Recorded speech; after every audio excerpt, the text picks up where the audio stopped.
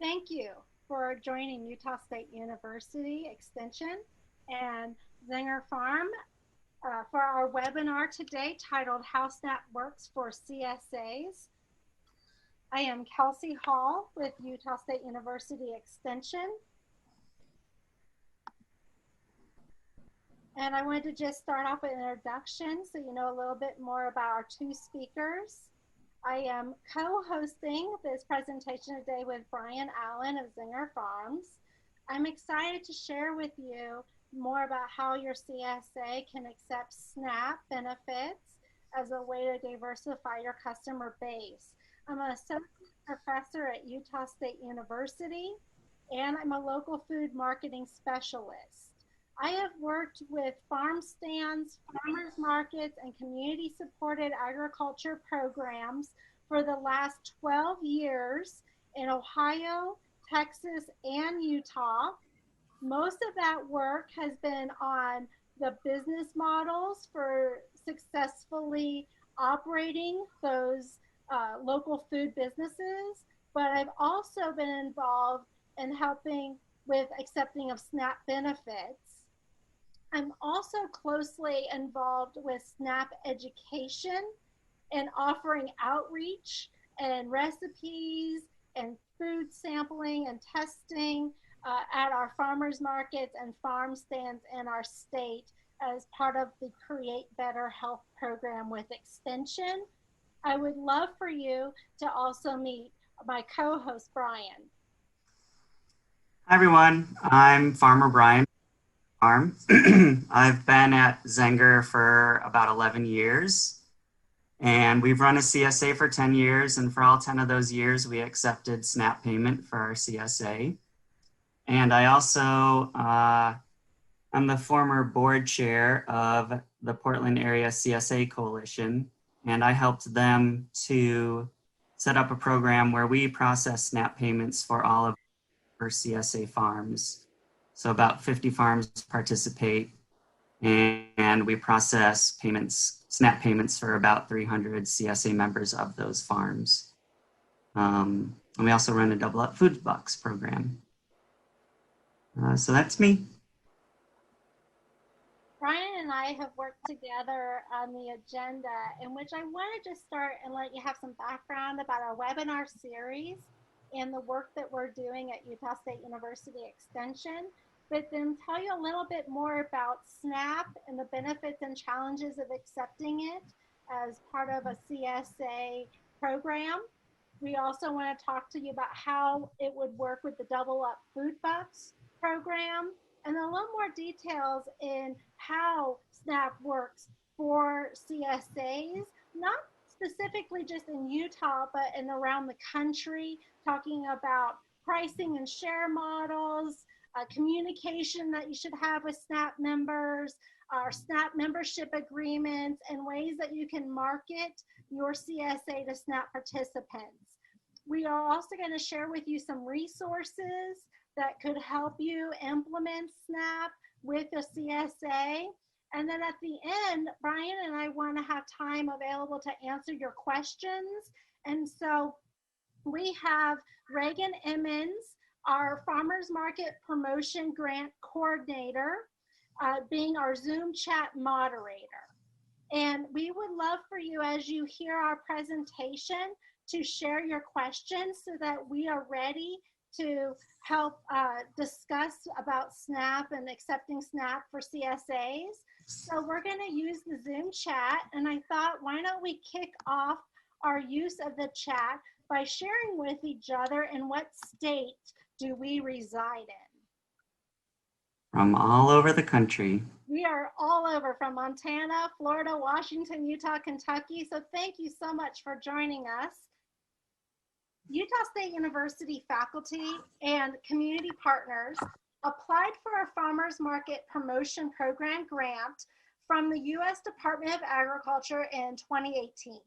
And this webinar is part of a training series that focuses on how SNAP works for community-supported agriculture programs, farm stands, farm stores, and farmers markets. Our FMPP grant team has also designed and implemented a statewide marketing campaign that encouraged SNAP participants to actually shop at our farmers markets and farm stands during the 2019 and 2020 market season. We used social media ads, mobile ads, posters, mailers, bus ads, and radio ads that specifically targeted SNAP participants from May to October in Utah. Our work at Utah State University would not be possible without some collaboration. We teamed up with the Create Better Health program, the Utah Department of Health, and the Utahns Against Hunger on this FMPP grant. And we've worked together to administer our direct marketing farmer trainings, to promote the marketing campaign, and to share updates on SNAP and Double Up Food Bucks redemption at our farmers markets and farm stands. As part of our grant, we also just established the Utah Farmers Market Network, and we work with managers of farmers markets to offer them trainings, networking opportunities, and resources. Now, we want to know a little bit more about you. So I'm going to launch a Zoom poll, and we would just like you to answer 2 questions about yourself.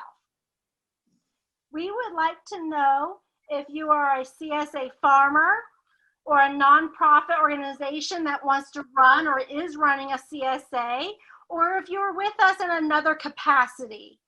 We'd also like to know if you're already accepting SNAP as part of a business model, if you're interested in accepting SNAP, particularly for a CSA, or if maybe that's just not applicable, but you're joining us to learn more. For the sake of time, we have about 75% of you that have responded, so thanks so much for sharing that information with us. It looks like many of you are a nonprofit organization running a CSA or a CSA farmer, but we have quite a few others joining us in other capacities. And it seems like a handful are already accepting SNAP, but some of you are interested in learning more about accepting SNAP as part of your CSA. So thank you so much for letting us know a little bit about that so we can customize our presentation.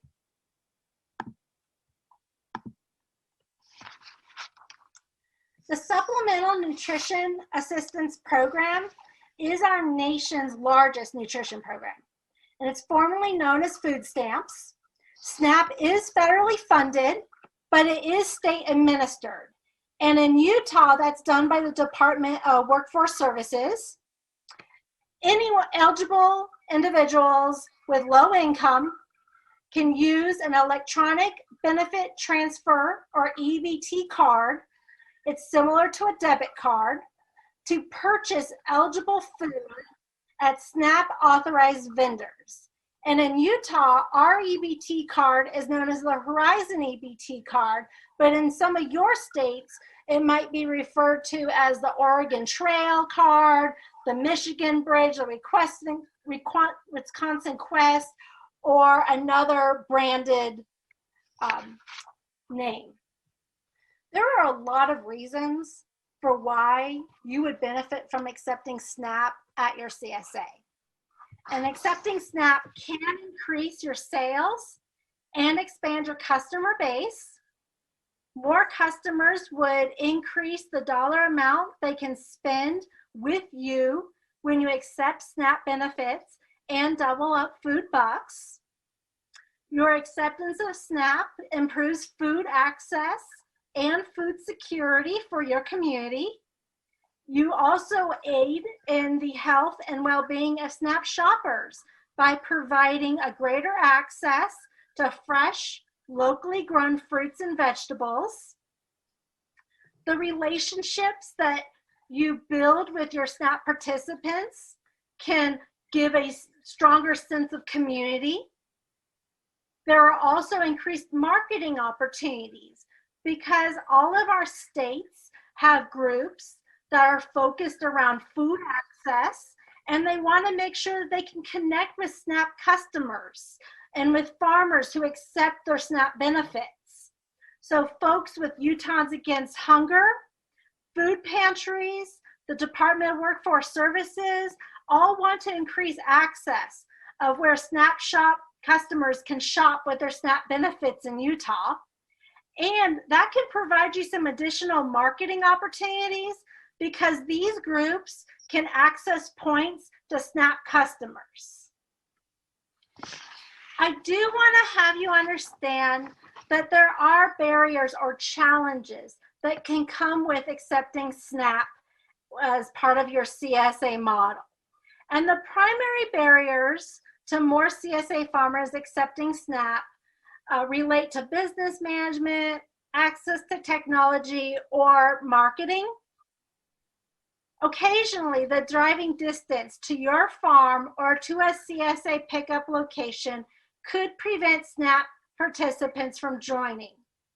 So you can think about maybe using those community partners as places where you could have a pickup location for your CSA to make it accommodating to SNAP shoppers. Your pickup time could also conflict with the participants' schedules.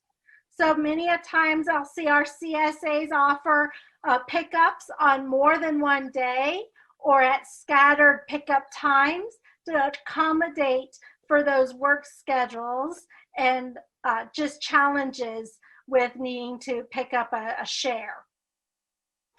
The existence of electrical outlets or cellular service to operate a point of sale or POS terminal that's used to process the EBT cards could be a challenge. And we will talk a little bit more about those options in this webinar. But our last webinar with USU Extension also addresses how direct marketing farmers can choose, use, and fund POS equipment in Utah. So I invite you to join us on that webinar in December. And lastly, a small customer base or just a limited number of SNAP clientele in certain communities could be a barrier. And so good marketing and the location of your pickup could overcome that barrier. I'd love to hear from you, Brian, with your experience on some of those barriers and things that maybe you've done to help you be successful. Yeah, I would just say that for our farm and for me personally, and for a lot of the farmers in our area, you know, the main reason why we're accepting SNAP is because it's an equity issue. And really, we really want CSAs to be accessible and available to people from all walks of life and all income levels. I think CSA has gained a reputation for being something that rich white moms buy. And that's just not the roots of where CSA came from. Came from Booker Watley, who was a Black farmer in the South. And it really is about supporting everybody in your community. And it is a little bit more work to, accept a different form of payment than an upfront payment. It's a lot easier for CSA farmers just to get an upfront payment lump sum. But a lot of people can't afford that. They don't have, a savings or the amount of wealth to be able to pay for 6 months worth of vegetables before they even receive any of them. So there are barriers and there's things that we can do to make it easier. But the reality too is that CSA is not an option for everybody. So we're trying to make it more accessible, but folks that have, for whatever reason, a life that is more uncertain. Maybe there's been a lot of discussion in our community about how to help the houseless population. And that really, for us, is by partnering with organizations that, are able to offer prepared foods. Because if you don't have a kitchen, you're not going to be able to cook up your CSA veggies and store them for the week or whatever. So it's not for everybody. But I think that there's definitely a lot that we can do to make it more accessible. Yeah, and we've had SNAP CSA members in our CSA for, the full 10 years that we've run the CSA. Thank you. CSA farms produce many of the staple foods that are SNAP eligible. And SNAP eligible foods are consistent every year. And they include fruits and vegetables, meats, poultry, fish, dairy products, and breads and cereals. The starter plants and seeds used to grow staple foods are also SNAP eligible. CSA participants cannot use SNAP benefits to purchase some prepared foods meant for immediate consumption, hot foods, inedible foods, decorative pumpkins, or even inedible gourds, alcohol, tobacco products, non-food items, and pet food. So if you do sell ineligible items to SNAP CSA participants, you risk these penalties that can include disqualification from the SNAP program, monetary fines, or possible criminal sanctions. Brian, would you mind sharing what some of the SNAP eligible products are that your CSA offers? Yeah, we're a mixed vegetable CSA. We do some herbs and some orchard fruit, a typical vegetable CSA. I would just add that a lot of veggie farmers also have flowers, and they occasionally give a bouquet to their CSA members. And at least from our perspective, if you treat the bouquet as an added bonus rather than as a product that your CSA members are buying, and it's a one-off thing or, twice a year or something, it's not a big deal. I'm sure that most CSA farmers know that when you're running a CSA, you often give out more vegetables than that you value higher than the cost that folks have paid. Like last year for our CSA, we gave out 18% more in value than we had intended to, just because we had a good year. So in my opinion, if you're giving out an extra bouquet or something, it's not a big deal. And I absolutely agree with you, Brian. I see many of our CSAs being more of a mixed fruit and veggie and occasionally offering cheese or bread. But when it comes to the flowers or bouquet, a lot of times they won't really charge for that as part of the SNAP share. But like you said, it's just kind of like an added bonus or thank you that for being a member. You can collect SNAP payments on a weekly, a bi-weekly, or a monthly basis, which does depend on the frequency of your CSA pickups. Many of the CSAs in Utah have a weekly pickup, so you would charge the SNAP participant on a weekly basis for the SNAP eligible foods and for plants and seeds. Now, there are funds that are not allowable. SNAP benefits may not be used to pay any administrative, delivery, or membership fees, or taxes, or down payments. And they can't be associated with operating the actual CSA. And then if you do include those fees and the cost of your share, you have to arrange for your SNAP participants to pay their fees through another means or just waive those fees. So frequently, if you do offer a fee, I will see SNAP participants pay for it with cash or pay for it with a different form of debit or credit. The Fair Food Network works with partners nationwide on their healthy food incentive programs. And in 2020, the Double Up Food Bucks program was active in nearly 30 states at the farmers markets, farm stands, community-supported agriculture programs, grocery stores, and other retailers. And I wanted to just share with you the experience in Utah And that in Utah, Double Up Food Bucks is a statewide produce incentive program that operated in 24 farmers markets and farm stands in 11 counties in 2020 this summer. The Double Up Food Bucks program helped individuals that are using SNAP at their farmers market to purchase fruits and vegetables. And the incentive program matches the SNAP benefits dollar for dollar. We had it up to $30 this season, and that can be applied to a purchase at a farmer's market, a farm stand, or a CSA pickup. Our Double Up Food Bucks program runs August through October, and at our time right now, we do not have any community-supported agriculture programs excepting that SNAP and Double Up Food Bucks program. Brian, I would love for you to share your experience in Oregon with the Double Up Food Bucks program.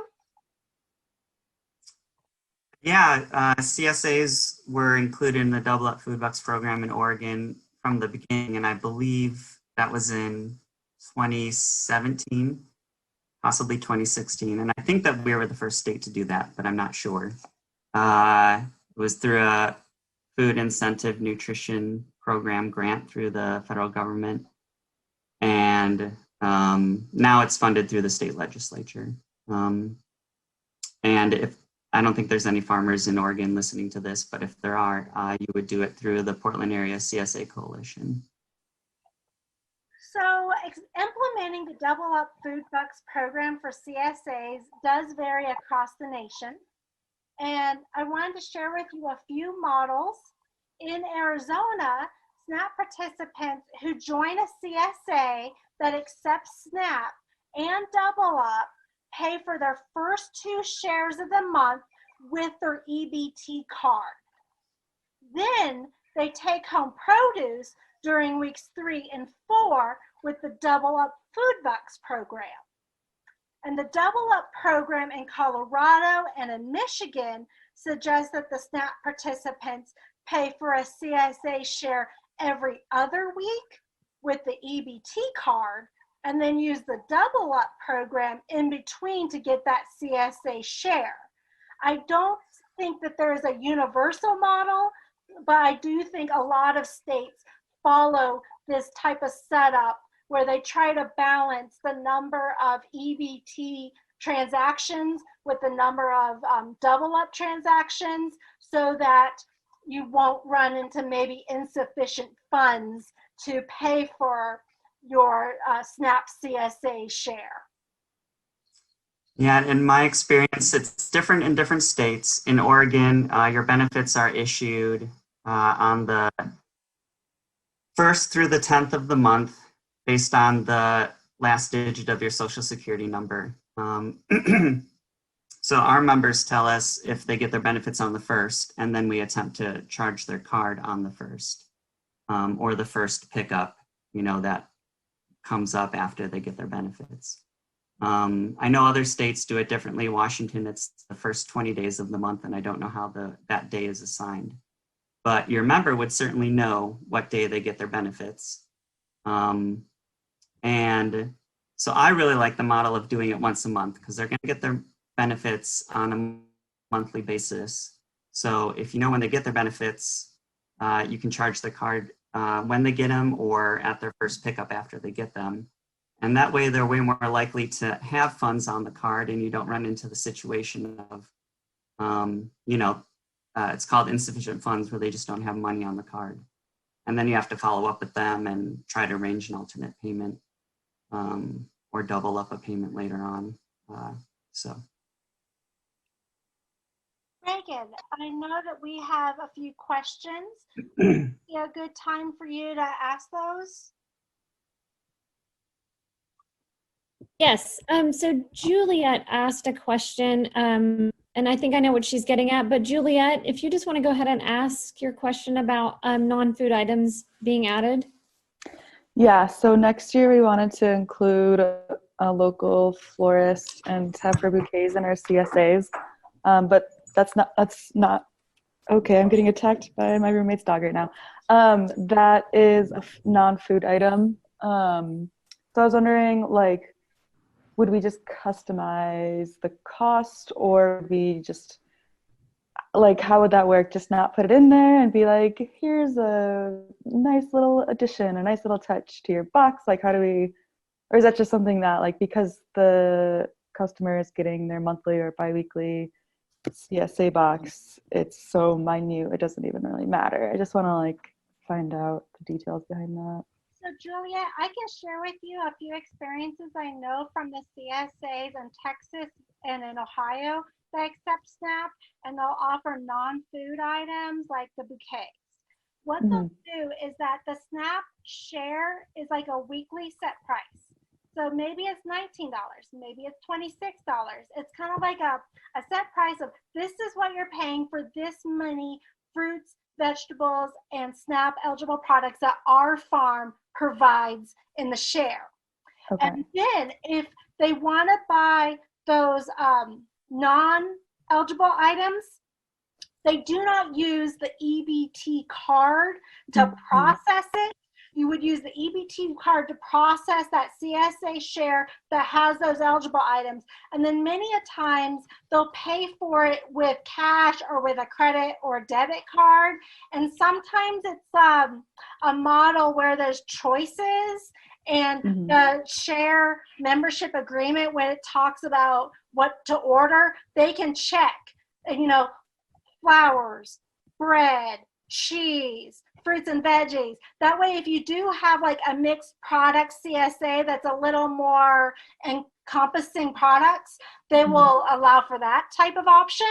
Brian, what are your thoughts?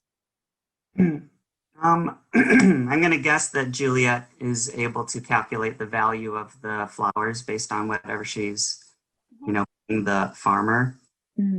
I would, there's a few options. The member could pay for that separately with an alternate payment form. You could charge them whatever, $20 less for the year, whatever you value it at. Okay. And as an extra, if it's just logistically easier to do that. Or they could just opt out entirely from the flowers. Got it. I mean, for me, when you look at all of these SNAP rules, the ones that are most important to me are the ones that are like charging for things that are actually SNAP eligible. And like flowers that you can't eat are not SNAP eligible. Right. Delivery fees and that, when we have these questions through the CSA coalition, we're just really strict. Like, you can't do it. So I would encourage you not to do it, because that is pretty cut and dry violating the rules. Got it. Thank you. I would say most of the CSAs will just stick to the SNAP eligible products and have their share or box so that the SNAP participant can just pay for it and part of their EBT card or double up for consistency to avoid any issues. Okay. Okay. Cool. Thanks. Kelsey, we're getting a number of questions coming in, some that have to do with double up food bucks, and one that is just for Brian. I think some of these might be covered a little bit later on, but it's up to you. The last question for Brian might be kind of more straightforward to answer right now. We're going to cover some of that and how to take SNAP payments in a few slides, so it might be good to maybe get to that point. Hold on. Okay. Hold on. Right. But if there are more double up food bucks questions, I think we could pause and answer those right now. Did you have any additional? I think I'm getting through them, and just for everyone on the phone call who is from Utah, Hannah Martin is on the call, and she runs the Double Up Food Buck program for the state. So you can send her a private message if that makes sense to you. And we can also talk about it in a more open way too. Yeah, I think let's just keep moving forward, Kelsey, and I'll try to keep answering questions as they come in. Perfect. And CSAs are eligible to participate in the Double Up Food Bucks program in Utah. We just haven't had one, to my understanding, do so. So you can apply to accept double up as long as you've already been accepted to accept SNAP. So The only thing I would add about double up food bucks is that the eligible food items for double up food bucks are more restrictive than SNAP eligible items. And so, there's the SNAP rules and then there's the double up food bucks rules. And you would also be breaking the rules if you got reimbursement through double up food bucks for ornamental flowers, for instance. correct. And when I look at double up food bucks, my advice is that it's good for purchasing of unprocessed fruits, vegetables that are locally grown, food plants, and seeds. So it is more restrictive than just that SNAP eligible requirement. So SNAP participants cannot afford payment for an entire growing season up front. And unlike many members in more of a traditional CSA. So as a SNAP authorized vendor, you may not just turn down members who want to use SNAP payments. CSAs can accept SNAP payments 14 days before the delivery of a CSA share. The challenge with that requirement for weekly or biweekly payments is that occasionally SNAP participants may not have sufficient funds in their SNAP account at the time of distribution of the CSA share. And SNAP benefits cannot be used to pay for items bought on credit.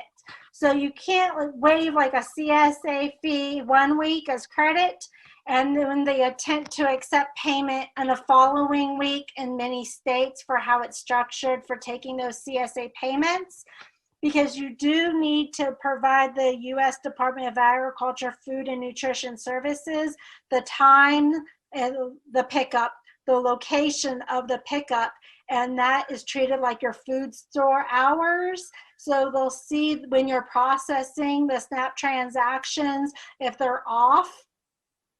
So to accommodate this situation, you could include a provision in a CSA membership agreement whereby the SNAP participant pays a cash deposit in exchange for the share, or maybe forfeits the share until a SNAP participant can make payments again, or your CSA can participate in the Double Up Food Bucks program, and then that reduces the number of EBT transactions made by your SNAP participants. Brian, what's your experience with the pricing and share models, payment models? Yeah, we've done it a number of different ways, and I've been in conversation with other folks around the country who have done it different ways too. And the rules are not written for CSA farms, but it seems like what folks are most comfortable with is a monthly payment. And like Kelsey's saying, the first couple weeks of that payment,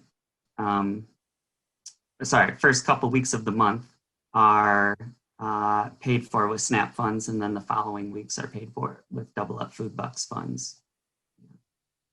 You do have options when it comes to payment models. And the right option will depend on how your CSA is structured. And so one model is the sliding scale payment model.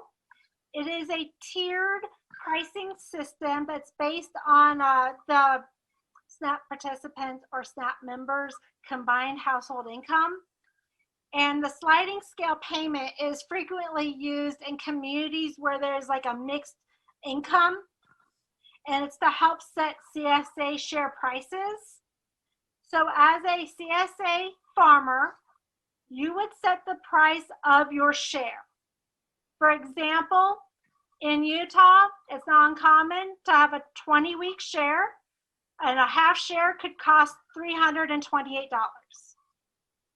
So then your ability for your CSA to offer discounted shares or SNAP shares is dependent on also selling some of those higher price shares. So you would target share numbers by each tier. So you'd have a tier 1 that's $428 for members that have a higher income. And then the tier 2 would be $228 for SNAP participants to join your CSA. These can be flexible during your recruitment and enrollment period for your CSA. I have seen this model used in a few states, but I also wanted to introduce the idea of incentivizing shares by partnering with community-based organizations where you can create a loan fund or a scholarship to help individuals with a low income afford a CSA membership. And then another approach is that you can ask CSA members to donate to a fund, and that would help offer CSA shares to eligible individuals using SNAP. I would just add that at Zenger Farm, we've done both a sliding scale and a scholarship fund in different years. And you can go to Zenger Farm's website to take a look at our sliding scale. It's zengerfarm.org. And, you know, it's another tool to promote access to your CSA to make it more equitable, along with SNAP payments, along with double up food bucks, along with offering monthly payments instead of an upfront payment. There are different ways to make your CSA more accessible, and I would encourage folks to use a multiple routes to do this. Our SNAP members can slide down on the scale, and occasionally some of them slide a little bit up too. So yeah, there are tools that can overlap.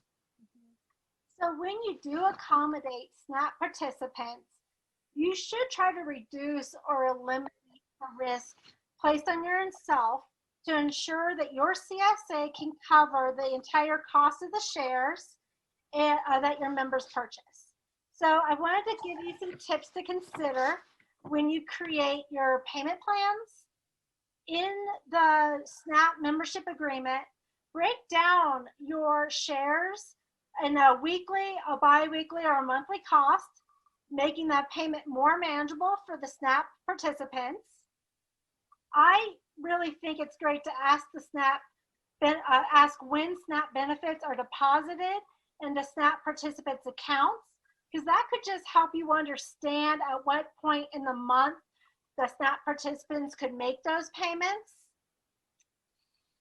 For marketing and outreach, I suggest you refer to the discounted share or a SNAP share more as an incentive rather than a subsidy. And these discounted shares make a CSA more affordable, which can be an incentive because they join a local food business that they might not otherwise be able to afford, and they have access to those fruits, vegetables, and other SNAP eligible products. An incentive is a more positive term, and it can encourage SNAP participants to take advantage of a service that they may not feel they otherwise can afford.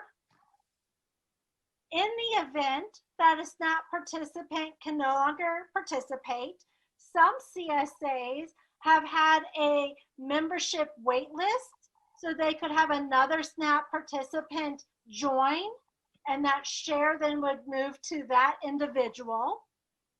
And other farms, particularly when they were starting out and accepting SNAP, they just wanted to balance the ratio of SNAP participants to the non-SNAP participants. And a few of the suggestions I've seen is to create a ratio of SNAP participants that could range for 10 or 30% of your CSA membership.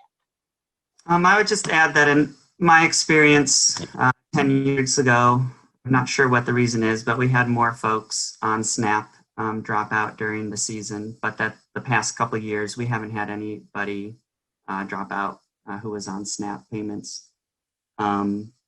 So a lot of that is having a clear membership agreement that we'll talk about in a little bit. So you can use a wire terminal or a wireless terminal to process EBT cards.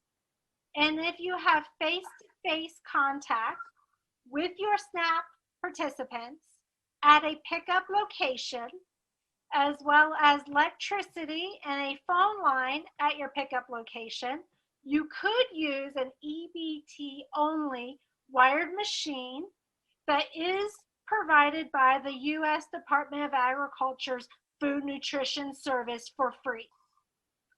Now, by law, states are required to supply no-cost options for direct marketing farmers to accept SNAP, but the law does not require those options to be wireless.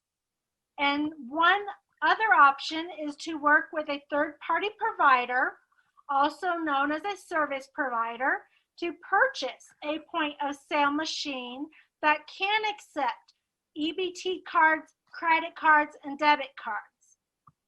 Some farm stands, farmers markets, I know already, especially farm stands, already have a credit debit card terminal.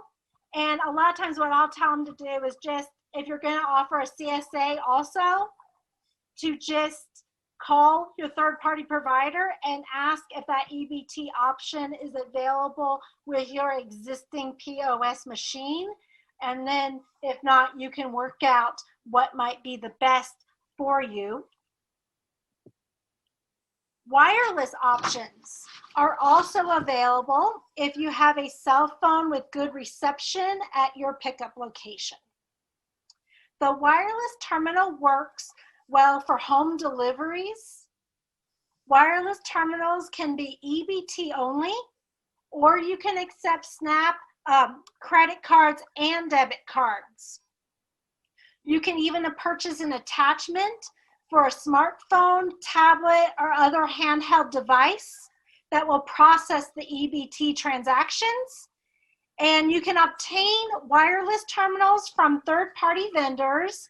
One vendor that is very popular with the National Farmers Market Nutrition Program and the USDA is Total Pay. They're offering a wireless terminal to direct marketing farmers for about $350. There is a monthly fee that's $19.95, but it is important to know whether you use that wireless or you use the wired terminal. Your transaction fee to process an EBT card will be about 15 cents. Now, Brian, what's your experience with using different processing equipment? We've done wired, wireless, and the voucher system that we'll talk about in a minute. I would just add that the wireless is really handy, and a lot of states have, a reimbursement program, and it'll reimburse you for the cost of the terminal. So then you only have to pay the monthly fee and the transaction fee. Kelsey, just a quick question from Noah. Does a wired terminal allow you to type in a credit card number? So the wired terminals are the free wired terminals that you get don't allow you to do a credit card transaction, but you can get a wired terminal that allows you to do a credit card transaction, but then you end up paying a monthly fee and so on. So you may as well just get a wireless one. Mm-hmm. Absolutely, I agree with that. So if you use the USDA's free wire terminal, you cannot do credit cards or debit cards. It is an EBT only system. So a lot of them will just use a third party. Well, then you have to deal with the electronics, the electricity, the outlet, and things like that for that wire. I personally am a fan of the wireless, just like Brian recommended, because it's easy for when you have different pickup locations where you might be doing home deliveries, that wireless terminal will be easier. And those wireless terminals can be set up to accept the SNAP, the EBT card, the debit card, the credit card. And so that's just something to think about. We want to present to you two other options available for processing SNAP payments. If you are selling at a farmer's market that accepts SNAP benefits, your SNAP participants could pick up their shares at your booth. And the CSA shares are paid for at the farmer's market using its EBT terminal and staff. This means you need to work closely with your farmer's market manager in advance because it creates extra work for a market to ensure that payments are processed and that you're reimbursed. Another factor I would have you consider is that if your booth would be overwhelmed with share boxes, and that could affect the aesthetics of your booth and the time that's spent talking to your farmers market shoppers and your CSA members. But I do know of farmers markets where CSA shares are picked up because it's in a convenient location in the community that they were able to work out an agreement with the manager to process those SNAP payments that way. Brian, this is a model that I am not as familiar with in accepting of vouchers, and I would love for you to talk a little bit more about how vouchers are accepted. Yeah, sure. And there's more info in the guide that I wrote, and I don't know if you want to share a link to it, but voucher. So when the SNAP system transitioned from food stamps, which is a physical food stamp that you could hand over to whoever you were buying food from, to the EBT system where you have to swipe a card, it left behind small farmers who don't have the technology and the infrastructure to do that. And so this voucher system was created. And it's also a great system if your technology goes down for whatever reason. So the way that we do vouchers is that our CSA members basically fill them out and ahead of time for the 6 months that our CSA runs. And then when that day of the month comes around that they get their benefits, we charge their SNAP card. It's all done over the phone, and it sounds like it's not an option in Utah for Double Up Food Bucks, but it's actually how we do our Double Up Food Bucks transactions in Oregon. So that's just going to vary by who's administering the Double Up Food Bucks program. Yeah, it takes a little bit more time to do this because you have to you're on a phone typing in a 16-digit card. And then you also have to clear the voucher afterward, which you can sometimes do online, or you have to do it back through the phone, depending on the system that your state does. In Oregon, we use EBT Edge, but I know other states have Connect EBT or EBT Connect as the primary vendor for this. And there's more info in it about the guide. Does that seem like enough info to share right now, Kelsey? Absolutely. And we will be sharing your guide, resources from Utah State University, and a recording of this webinar with slides to all who's registered for this event to help guide them through the process. I know there's some federal legislation, to try to move SNAP payments online, like an exception has been made for Amazon and for Walmart due to the pandemic. But like so many things on the federal level, they benefit large businesses rather than small businesses. So it would be nice to see this, an online payment option that small farmers could take advantage of. But right now, it's not the case. Both Brian and I found that it's important to have a conversation with SNAP participants prior to joining a CSA. And so you want to ask new CSA members what their expectations are for joining the CSA. Many individuals will not be accustomed to preparing as many fresh fruits and vegetables that they will be receiving. They may also be uncomfortable with new or unfamiliar food. Providing some resources for really simple, quick recipes that can highlight some of those less familiar produce is one way to assist with that concern. Some farms even host cooking demonstrations or farm tours. Consider partnering with your local SNAP Ed office to provide SNAP customers with further educational resources. This is important because you want to make sure the CSA fit is good for the SNAP participant's lifestyle. I also want to let you know that the SNAP participants need to have a clear understanding about your CSA, how the CSA works, and the membership agreement form. You should be using a detailed membership agreement form and have a conversation with a SNAP participant at the time they sign up just to make sure it's going to work well. Sometimes that face-to-face telephone conversation is going to help you learn about their family, lifestyle, eating habits, and even a previous experience with a CSA. You also want to make sure they understand pickup times, locations, and that things will work well so that they can be able to process that EBT card, accept those double up food bucks, and be able to pick up those shares. So we're going to transition and talk a little bit more about SNAP membership agreements. And I want you to understand that every CSA should have a membership agreement. Yes. And something I want you to just focus on is be aware of being clear about payments.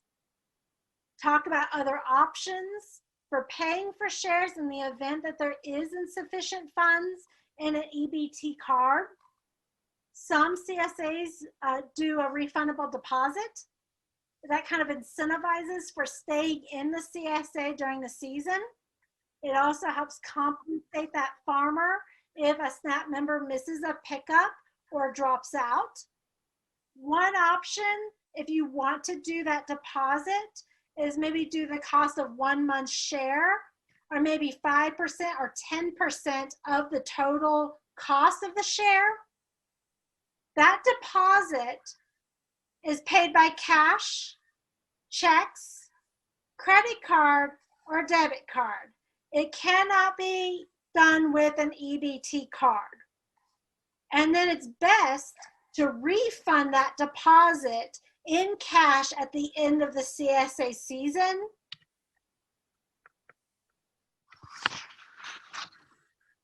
I would just add that, 20% of the folks in Oregon, I don't know what it is in other states, are on SNAP. So these are people who are really just from all walks of life. It can be like an AmeriCorps person.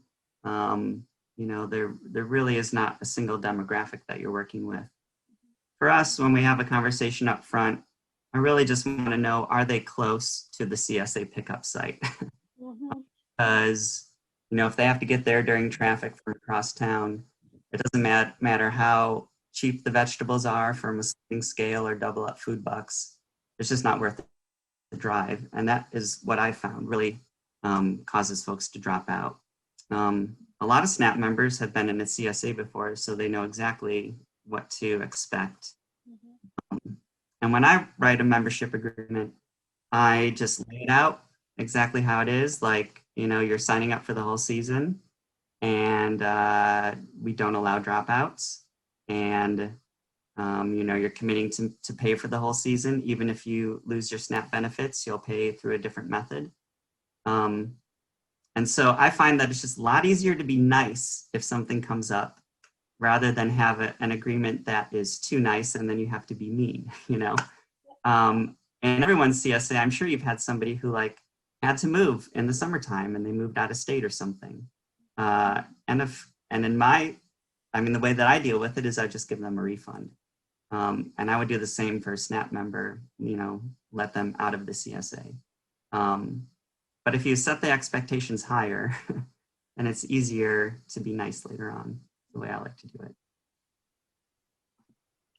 I do think no matter what your CSA agreement has, you need to be clear with the members, your contact information, your growing practices, what you produce, the quantities to expect, if they need to bring bags, how to pick up the products, the pricing, that risk and reward conversation of how they're helping to support the farm. And in the event of crop failure, they may receive a smaller share or no share at that time. Other times there's a bumper crop. And like Brian said, you will get a more plentiful share because you have more produce that you can offer. And then of course, I really think talking about missed pickups and late pickups are important. Sorry about that. With mixed pickups, I think it's really important to understand that you cannot process a SNAP payment for a CSA share that was not picked up. Like you don't want to run the EBT card if it was not actually physically picked up. So ask members to give notice if the pickup will be missed, or think about using that deposit, or you'll just explain that no payment, no share. Late pickups happen, but they do complicate the payment system because of how you have to provide the time of your pickups and the way that you record everything for the USDA FNS. So you'll have to think about ways to collect payments from SNAP participants who come after hours. We want to transition and just really briefly go over marketing and outreach. I have an entire manual on fostering community-supported agriculture that addresses this as well as everything else we've covered, and SNAP acceptance. Brian also has a wonderful manual that we're going to share with you. One thing I want to just drive to is that the lack of awareness is one of your biggest barriers to participation in programs like this for SNAP participants. So consider partnering with your community-based organizations to help advertise your acceptance of SNAP. There are a lot of wonderful organizations that can provide resources, that can help get out the word that you're accepting SNAP, and they may serve as a CSA pickup hub for your customers, or even help organize events that can help promote your CSA. You want to use the federal SNAP logo consistently on your marketing materials. Informing your customers that you accept SNAP is really important, and the USDA FNS has SNAP graphics you can use. You can also order SNAP posters and decals from them. That SNAP logo is recognizable and trusted by SNAP participants. So if you would use an unofficial logo or alternate that federal logo, you could create some confusion. I would also look at your CSA members to help advertise the benefit of joining your CSA, and communicate with the local media on how SNAP participants can purchase a CSA share. Consider framing the story in a way that shares all the positive reasons for buying a CSA and provides ways for residents with a limited income to gain access to fresh, local, healthy produce.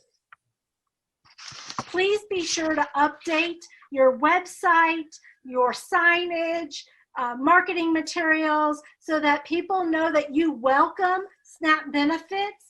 That's actually a great tagline to use. We welcome SNAP EBT customers. That's frequently promoted and suggested by the USDA for communicating about your acceptance. And these are some examples of ways that you can communicate on a website. And then the Utahns Against Hunger organization in our state will help advertise all of the farmers markets, the farm stands, and any CSAs that offer a SNAP EBT and the Double Up Food Bucks program on their website. They offer a map, and they offer this great handout so that people know where to go to use their SNAP benefits. You can also share flyers that announce your SNAP acceptance for your CSA. One here is by the USDA, but the others can be designed by your CSA, just giving basic information about how SNAP works for your business.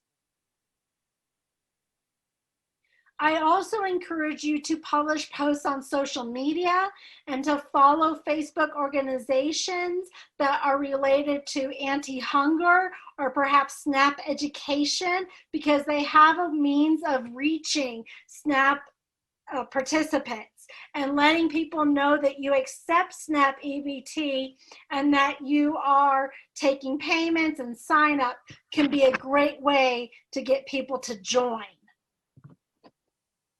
We have a lot of resources. And I wanted you to know that our USU Extension Sustainability website has our webinar recording. We have a webinar recording on YouTube. We have information from the Department of Health available. We have the information from the Utahns Against Hunger. We have a curriculum that was designed for fostering community-supported agriculture, and it has a new module like Accepting SNAP that was published this year in 2020. We have Brian's manual, and all of that's going to be emailed with a copy of these slides for you to access at the conclusion of our webinar. I also want you to know how to go about applying for SNAP authorized retailer status. And we have a webinar that focuses on how to sign up, and that will be available to you. But this is contact information from the USDA Food and Nutrition Services that you can use as you make sure you're signed up to accept SNAP. We do have some additional webinars related to SNAP acceptance for direct marketing farmers. We have one for how it works with farm stands and farm stores on the 19th of November. And then we have one on December 3rd on choosing, using, and funding those PSA equipment options. And you'll be able to register for those links. I really want to use our time, though, for questions and answers. So let's open up our webinar to be able to share with you. Elsie, yeah, we have a question that was asked a little bit early on. So Ian Finch, I hope you're still on the line. Sorry, we're just now getting to you, and thanks for your patience. But his question was, if a CSA was distributing to multiple communities on the same day, only had one EBT terminal, what options does it have to still process EBT payments without asking for customers' PIN number over the phone? You shouldn't ask for a PIN number over the phone. Don't do that. But you could rotate where your terminal is. You know, 1 week it's at site A, another it's at site B, C, and D. Probably the route that I would go. Or try to get your CSA folks who are paying with SNAP to pick up at one site. Yes. Yeah. You can't have the SNAP participants pick up at the multiple locations simultaneously using just one terminal. I do recommend, like Brian said, try to get your SNAP participants at one location so that you can process all of the EBT cards at that location. Okay, and then his follow-up question later on was if the swipe line on the back of the card is broken or damaged, can you just type in the number into the EBT machine? You can do that, right? Yeah. Yes. And then there were a couple of questions regarding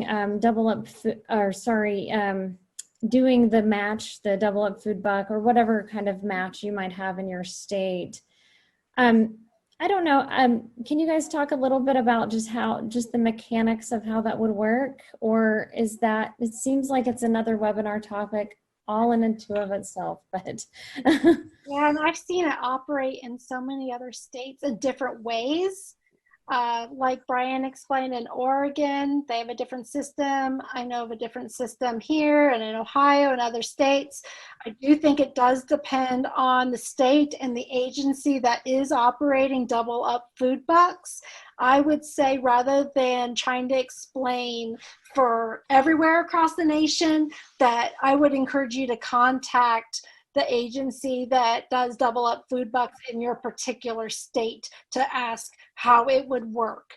But in Utah, I do think it's feasible that you apply for the double up food bucks program, and you have that allotted money provided by the Utah Department of Health. So on the weeks that you are not accepting EBT, you would use the double up food bucks funds you have available. And if it's my understanding, the Department of Health like reimburses that and deposits that money for you, so that that's how you're getting paid. Now, Hannah Martin is on the call today. Hannah, would you mind if I unmute you and see if you could help address how double up food bucks can work in the state of Utah? Sure, Reagan, Kelsey. This isn't really something that we have been approached by in terms of farmers here in Utah. So to be honest, we don't really have a plan for that yet. I'd be happy to speak with anyone who's specifically interested in that. But as of right now, we don't have any farmers who are onboarded to using double up for CSAs specifically. And Hannah and I have talked about how it can work, and that information's in our community supported agriculture manual that's for Utah. Brian, would you like to weigh in on this, please? I just, looking at the questions that were asked, wanted to clarify that Double Up Food Bucks is a SNAP match program. So the member has to pay $1 in SNAP funds in order to get $1 in Double Up Food Bucks funds. And if they don't have the funds because they lost their benefits midway through the season, members have to be in contact with FNS every 6 months in order to renew their benefits. So sometimes they just forget to respond to a letter or something. And their benefits are locked out or something for a month until they get it cleared up. But anyways, they actually have to pay with the SNAP money in order for you to get the Double Up Food Bucks. And then I'm hoping this will be kind of a straightforward question, but are the vouchers primarily to be used, these are SNAP vouchers, to be used when your terminal goes down, or can you use them to take regular payment remotely through the phone from customers? Meant for both things. If you are signing up to accept SNAP benefits, become a SNAP approved retailer, I would encourage you to just think of your CSA as a farm stand that operates during the hours of your pickup, and describe the produce that you're supplying then, because that is really the model that FNS has in mind. And I wouldn't approach them with questions about the CSA because FNS employees are not familiar with it. It comes up very rarely. There's a lot of confusion about that. I think I've answered the question, but now I actually don't remember what it was. No, Brian, I agree with you. You can use the vouchers to pay or process the EBT transactions. And then in other situations, there are vendors that will keep the vouchers in the event that their terminal does not work. And then they can take all the information down on that voucher, they can process it and still give a receipt to that SNAP participant. I have seen it used in both circumstances. So I think we can open up the floor, and after this last question, which I believe has been answered, but it was asked so recently that I'm not clear maybe on what the nuance is. So the question is, do you know of any way at all to accept payment remotely? We take payment at 5 locations now, and that's our biggest hurdle to expanding. The only way to do a remote payment is the voucher system. Yeah. Yeah. I'm seeing a question from Chelsea just now that the voucher is used to save the SNAP card number and the PIN number, and the answer is no. You should not, as a retailer, be taking somebody's PIN number. It is a process where you can get the funds, and the authorization is provided by the signature on the voucher. It's not provided by a PIN number. So you keep a record of that voucher to show that you're authorized the charge. Okay. I think we can open up the floor to any unanswered questions. If I didn't get to your question, I apologize. But let's just open the floor up. The customer actually, I'm seeing Ian's asking about customer having to be physically present to sign the voucher. And yes, they have to sign it physically, but they don't necessarily have to do it right in front of you. They can mail it in to you. And then you as the retailer are supposed to sign the voucher when you run the charge. Londa, okay. I see that you said sorry. You likely mentioned this already, but is the voucher system allowed in all states or in certain states? It's all states. What was that? It is all states. Mm-hmm. Yep. And you can get your vouchers from your third party provider. They usually have them available and will mail them to you. And so it's available in every state. In Oregon, you know, EBT Edge is the vendor, and when they send you your wired terminal, that's free. They include a set of vouchers, and you can call them up and get additional ones. And they actually have one online that you can download and print. It just doesn't do the carbon copying. For Elizabeth Watt's question, you said that your organization is already authorized to use EBT and Double Up food bucks at your farmer's market. Do we need to apply separately to use those programs for your community-supported agriculture program? My understanding is that basically it depends. If the CS is being distributed at the farmer's market, then you can consider that as part of the farmer's market. But the SNAP, your FNS number is tied to a location. Yep. And so, you know, farmers market managers are often annoyed because if they run markets at different locations, they actually have to have FNS numbers. Same would be true for your CSA. Yes, you're absolutely right, Brian. I have a contact, Teresa Johnson, at the USDA FNS Center. She presented on how to apply to accept SNAP as a direct marketing farmer in one of our webinars. I would encourage you to call the center or email the center and be able to ask that question for your specific situation. I will include that contact information is in this presentation.